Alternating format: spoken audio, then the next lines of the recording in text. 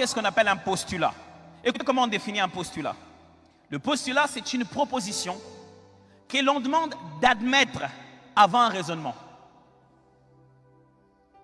que l'on ne peut démontrer et qui ne saurait être mise en doute. C'est-à-dire, lorsqu'on veut établir un raisonnement, on commence par se dire, acceptons d'abord de croire que le monde, vous savez, vous voulez commencer un raisonnement, point logique, en disant que, ok, 1 plus 1 égale 2. Le postulat, c'est que le mot 1 équivaut à une unité. Pourquoi une unité est une unité? Pourquoi 1 est 1? On ne pose pas la question. Est-ce que vous suivez ma logique? Pourquoi 1 doit s'écrire comme ça? Entendons-nous à croire que quand on fait ça et ça, c'est une unité et c'est 1. On ne questionne plus le postulat. Et nous tous, tels que nous sommes là, nous avons bâti nos sagesses sur ces postulats. En grandissant, tu as trouvé déjà tout le monde en train de te dire, dans la vie, on bat la Zambie à l'hôpital, on ne fait pas confiance à un homme. Dans la vie, si tu es trop gentil, les gens vont se moquer de toi. J'aime les lingala des fois. En lingala, on dit quoi? On se jouait de toi. Mon nez là, c'est directement un seul mot. On va faire quoi? Ils vont abuser. Bon, mon nez là. C'est comme un texte original. Donc,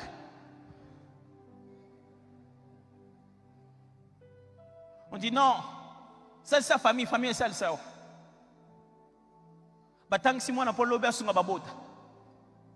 Des postulats qu'on a trouvés dans la société. Et notre message est celui-ci. Tout ce que vous avez appris avant, c'est faux. Vous voyez comment ça vous dérange?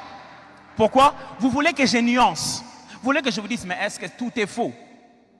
Oui, parce que la norme de la vérité, c'est Dieu.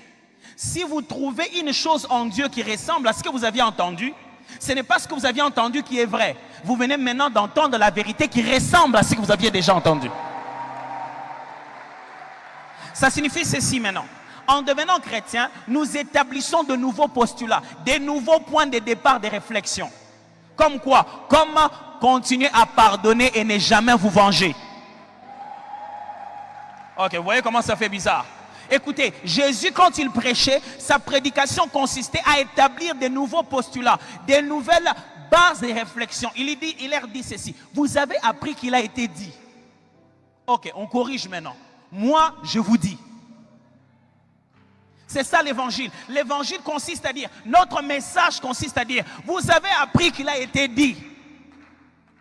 Mais moi, je vous dis, vous avez appris qu'il a été dit qu'il faut absolument se mélanger avec des sociétés secrètes pour devenir grand, pour animer une nation. Mais moi, je vous dis, le roi de gloire peut vous prendre au milieu de la poussière et vous faire un chemin parmi les grands et vous placer le plus haut que vous puissiez jamais imaginer. Vous avez appris qu'il a été dit. Quand quelqu'un est malade, la finalité c'est la mort. Mais moi, je vous dis, la maladie, tout ce qui a été créé physiquement est le résultat du spirituel. C'est spirituellement qu'on tombe d'abord. Oh my God, I think I have to fix this thing right now. Écoutez-moi, frère. Voici le postulat de notre réflexion. On pense que quand une chose est spirituelle, elle ne peut pas produire du matériel. C'est faux. On pense que puisque c'est spirituel, ça ne peut pas avoir un nom scientifique. C'est faux. La Bible dit dans le livre d'Hébreux, de sorte que tout ce qui dit, c'est par la foi que tout ce qui existe, existe. De sorte que le visible a été créé par l'invisible. Ça signifie comme ça, les spirituels matérialisent. Si vous ne croyez pas en ça, vous n'êtes pas chrétien. Parce que Dieu est esprit et il a créé cet univers que nous touchons. Ce qui est spirituel matérialise les choses. Ne croyez pas que le monde matériel est fait du matériel, non. Le monde matériel est le résultat du spirituel. L'homme, dans son esprit et sa réflexion, matérialise une chose. Voilà notre postulat. Si tu es malade, qu'à l'intérieur, c'est malade, c'est matériel, et qu'un os est brisé et qu'une forme est détruite, oh oui, on peut accéder au matériel pour fixer le matériel. Mais on peut rentrer à l'origine du matériel et par un geste physique d'imposition de main, on va traiter l'affaire à l'origine de la création. Oh mon Dieu, je ne sais pas si vous comprenez. C'est parce qu'il a ça dans la tête que quand il voit un aveugle, il prend la boue, il prend la salive, il mélange. Son postulat de réflexion est différent. Il dit pas, tu es né comme ça fait longtemps. Hein? Il dit, oh, ok, c'est quoi? C'est les yeux, je peux fixer ça. Ok, comment on fixe ça? Dieu a créé l'homme par la poussière. Comment? Avec toute sa parole qui est venue de sa bouche. Ok, on va prendre ce qui vient de la bouche. Notre message sera toujours un scandale. Parce que si vous croyez à ces postulats-là comme point de départ, c'est autre chose. Et ça, c'est une autre sagesse. Ce n'est pas la sagesse qui dit, oh mon belle-mère, vraiment, c'est différent. Une autre sagesse dit ceci, aime tes ennemis. Ce que mon belle-mère a bien été, chaque week-end, même quelque chose. C'est-à-dire, nous sommes sur un même terrain, mais nous nous battons avec d'autres principes. Oh mon Dieu, oh mon Dieu, oh mon Dieu. C'est comme si nous sommes sur un terrain de catch et nous nous jouons comme si nous jouons au football. C'est-à-dire, il y a un dribbler. Il y a un match, il y a un catch. Oui, je fonctionne avec une autre sagesse, un autre postulat différent.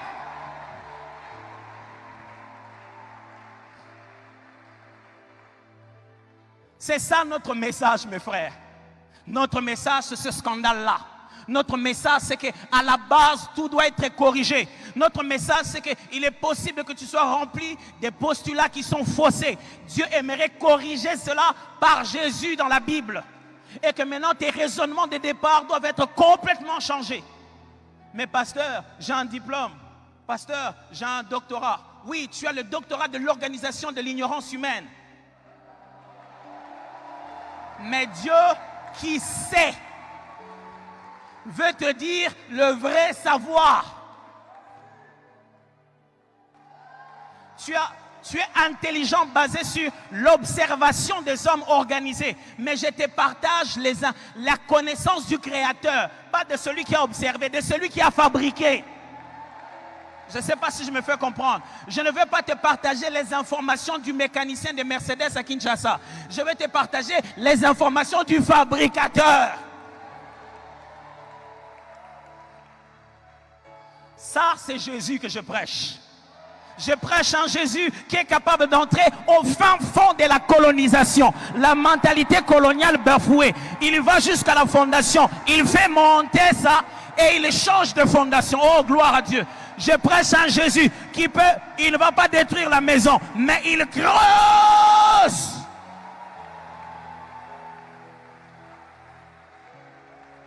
Je prêche un Jésus pour lequel quand tu regardes quelqu'un qui a été sauvé, tu regardes sa famille, tu vois, ils ne sont pas pareils. Mais comment il n'est pas comme les autres? Parce qu'il n'est plus comme les autres. Non mais pourquoi? Mais tous les Congolais sont comme ça. Parce que ce n'est plus question d'être Congolais. Oh non, mais parce que tous ceux de sa famille sont... Je ne suis plus de ma famille. Non, mais tous ceux qui ont étudié dans leur école sont comme ça. Je ne suis plus de notre école. Je suis rentré au pied de mon Créateur. Et il a corrigé toutes ces choses dans mon esprit. Des choses que quand tu me vois, ce n'est plus moi qui vis. Oh oui, oui, oui, j'ai un poste, ça s'appelle comme un directeur, mais ce n'est pas je ne les dirige pas par direction humaine, je dirige par direction divine, parce que Christ a changé les postulats. C'est pourquoi quand vous attendiez un matin, maintenant qu'on lui a fait ça, il va se fâcher, vraiment, les têtes vont tomber, et il arrive, il dit, comment ça va? Que la paix du Seigneur soit avec vous. Oh, ça c'est lui qu'on a flagellé, tué, humilié. Quand il est ressuscité, la première des choses qu'il dit, que la paix du Seigneur soit avec vous. Mais c'est quoi ce raisonnement? Ça, c'est la folie des Grecs. Ça, c'est le scandale des Juifs. Mais ça, c'est le Jésus que nous prêchons. Jésus-Christ crucifié. Sagesse de Dieu révélée par l'Esprit. Frère, prêchons Jésus. Ce qui veut dire qu'au moment où tu parles avec ton collègue à l'école, ton collègue au travail, et tu es en train de parler de Jésus, tu n'es pas obligé de lui dire, reçois le Seigneur, reçois le Seigneur. Va dans ses fondations. Commence à les briser. Jésus, quand il prêchait, il disait quoi? Recevez-moi. Comment? Jésus, il entrait dans les fondations. Il dit, mais Mais il te parle de ce qu'il y a. Mais moi, mon mari et moi, il me trompe. Il dit, ah, comment il te trompe? Mais comment tu sais ça? Tu sais, dans la vie, l'amour véritable doit faire confiance. Tu as bougé quelque chose en lui. Ah, faire confiance aux hommes. Les hommes, on ne leur fait pas confiance. Mais comment vous êtes mariés? Il t'a fait confiance aussi, non?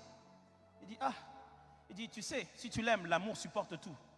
C'est quoi cette affaire? Est-ce que je peux supporter des bêtises? Tu es déjà en train de détruire les forteresses. Oh, tu es déjà en train de changer les fondations. Tu es déjà en train de présenter Jésus. Ce que tu es en train de faire là, c'est déjà la Bible.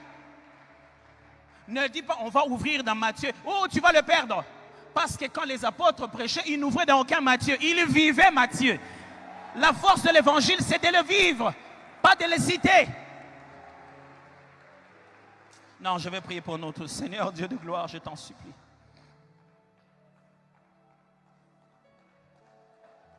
Pendant que l'information, le savoir humain grandit, apprends-nous à rentrer dans la sagesse de Dieu. Folie et scandale, apprends-nous à rentrer dans les véritables postulats divins. Nous voulons prêcher Jésus. Nous voulons communiquer Jésus. Nous voulons que ce soit dans nos conversations le message de l'évangile qui bouleverse les fondamentaux des hommes et qui met dedans l'esprit de Dieu et la pensée de Dieu. C'est ça notre message. C'est ça notre message. Nous voulons le prêcher, nous voulons le vivre, nous voulons le respirer. Nous voulons qu'autour de nous, les gens le sentent et pensent à ça. Nous voulons communiquer ça dans les conversations, dans les appels au téléphone, dans des posts sur Facebook. On ne veut pas juste mettre les mots Jésus, on veut mettre la vie de Jésus, les raisonnements de Jésus, la pensée de Jésus. Aide-nous à devenir chrétiens, à ne pas participer à l'église, à être rempli du raisonnement, de la réflexion, de la manière d'être à l'intérieur qui est chrétienne. C'est pour cette raison que nous t'acclamons très fort, toi qui nous as toujours aimés. Est-ce qu'on peut acclamer un peu plus fort que ça? C'est à des jours comme ça, je suis content d'être fou. Oh oui, je suis très content d'être fou. Fou de la bonne folie.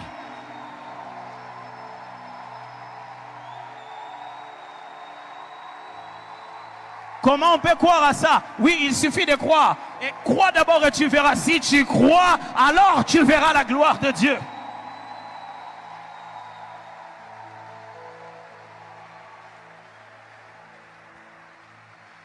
Nous pouvons nous rasseoir.